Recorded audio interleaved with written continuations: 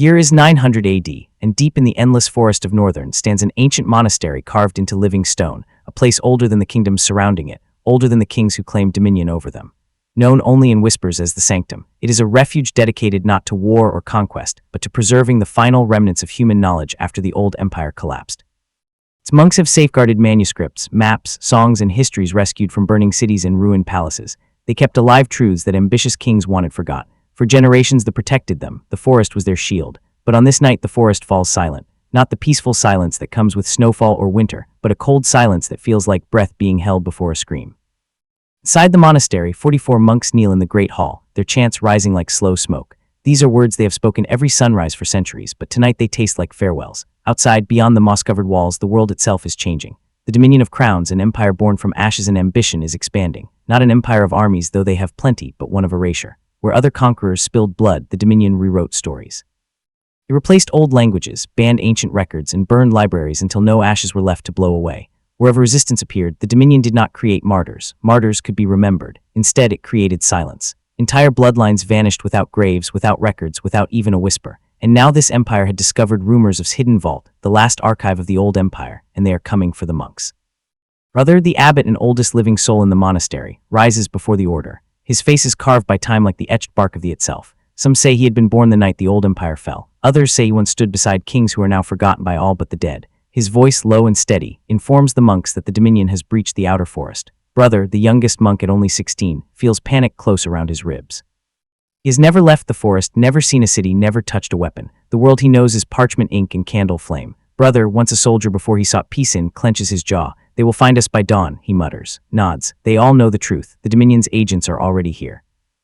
Understand what will happen next. One must understand the Dominion's philosophy. They do not believe in killing an enemy that leaves a trail. They believe in undoing an enemy. They erase the name, the story, the memory itself. People do not die, they cease to have ever lived. To them, knowledge is the most dangerous rebellion, and is the last flame still burning from the old world. So tonight, the Dominion seeks not blood but silence.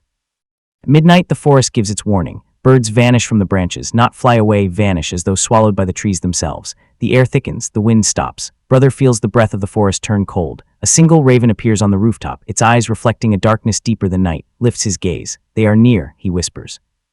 Fall of the begins not with soldiers, but with the forest shaking as though the earth itself is terrified. The outer wall, which has stood for 5 centuries, cracks down the middle. A thunderous echo stretches across the mountain. From the darkness emerge figures in hooded robes, faces hidden behind smooth iron masks with no features, no eyes, no mouths. These are the Order of Silence, the Dominion's most feared extension. They are not men, they are the Empire's will-made flesh. They leave no footprints, carry no banners, speak no words. Their presence is like a hole torn in reality. 44 monks stand in the courtyard. The Order of Silence stands across from them. Neither side moves until the leader, crowned with a mask shaped like jagged iron thorns, raises a parchment. His voice, hollow and inhuman, declares the monastery guilty of preserving forbidden memory, steps forward, lifting his worn wooden staff. We preserve truth, he says. The masked leader tilts his head. Truth belongs to the victor, he replies. Eyes burn with quiet fire. Then you fear the truth. This is the moment the order reacts, not with anger, but with a subtle shift, as though acknowledging a challenge. Order moves with terrifying silence. They do not run or march, they glide. Before the monks can react, shadow-like hands seize them. Brother is pinned to the flagstones, 2 robed figures holding him effortlessly. He hears no sound, not his heartbeat, not the monks' cries, not even the crackling of torches. The very air refuses to carry noise. Brother roars in defiance, but the roar never forms. It dissolves before reaching the air. The order does not kill monks. Killing creates martyrs. Instead, they extinguish the soul, a quiet undoing. Monks stiffen mid-breath, eyes open but empty, as though someone has blown out the flame of their mind. It is the Dominion's method, a death with no corpse and no memory. Dominion pushes deeper into the monastery, toward the ancient vault beneath the great hall, the archive of echoes, the very heart of the knowledge they came to erase. Knows their time is gone. He kneels before the altar and calls to him. You must run, he says, panics, insisting he is untrained and unworthy, places a trembling hand on his shoulder. You know the secret path through the roots. The forest chose you. It will hide you. You must carry our memory. When hesitates, the abbot says the words that shatter him. You are the last. Falls under the silent pressure of the order, rises to face the invaders. He lifts his staff as the vaulted doors behind him begin to splinter. For the truth, he whispers. Then the Order of Silence descends upon him like a collapsing night, and the last thing sees before disappearing behind the collapsing stone is his abbot swallowed by shadows. Runs, smoke fills the corridors above him as the Dominion burns manuscripts, scrolls, maps, everything that connected their world to the past. The monastery trembles under the weight of destruction. The underground tunnels twist like a maddened labyrinth, but the forest whispers guidance through its roots. Stones shift, walls breathe. That protects its last child. Still, the order glides behind him, relentless, wordless, their silence louder than thunder. He reaches the hidden chamber carved beneath the oldest roots of the forest. The walls are etched with symbols older than the monastery, spirals and leaves that respond to his touch. He presses his palm against a stone shaped like a coiled fern. The wall groans open. A narrow passage reveals itself, steps inside, turns back once, and whispers, "I'll remember." Then the stone seals behind him, shutting him away from the only home he ever knew.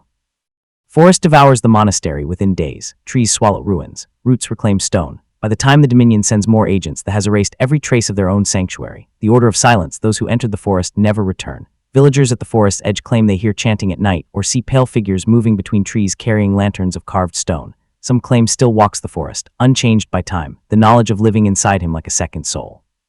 Others believe his ghost guards the archives still hidden beneath the earth, but all stories agree on one point: the Dominion never found the vault.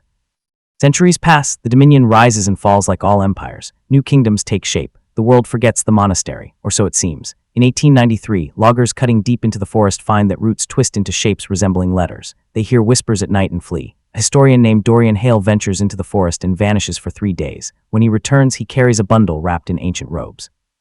Inside are stone tablets covered in script no scholar can fully decipher, names of monks, fragments of poems, maps of the old empire, and evidence of histories contradicted by every official record. And in the final tablet are 6 simple words carved with a desperate hand. "We learned silence. Silence learned nothing." The signature beneath reads, "Of the last keeper of memory." This story matters because it echoes a truth older than any empire. Power fears memory, fears truth, fears those who refuse to forget. The monks were meant to vanish, to become empty spaces in the Dominion's rewritten world. They were meant to be undone, turned into silence. But they did not disappear. They became the roots of the forest. They became the scratches in stone. They became whispers that refused to die. Their story survived not because they were strong, but because they insisted on remembering in a world that demanded silence.